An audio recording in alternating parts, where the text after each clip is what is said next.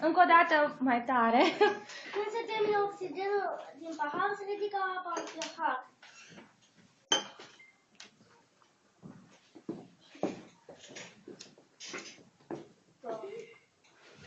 Sper să nu dăm astăzi foc la școală.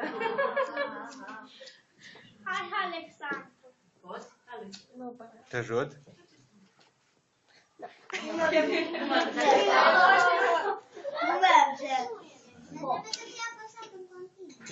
Bricheta e făcută pentru protecție să nu poată aprinde copiii. De-aia nu poate. Încetuți, așa. Dar mai ai una O să ajute și părinții, nu mă deranjează.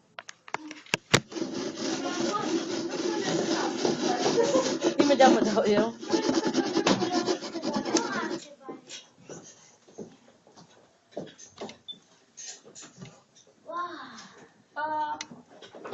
Hai că mai avem noi lumânărele.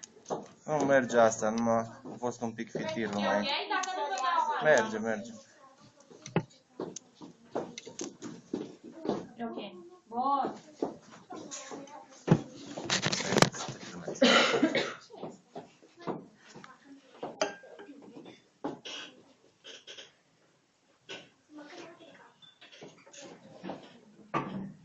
Wow, ce tare.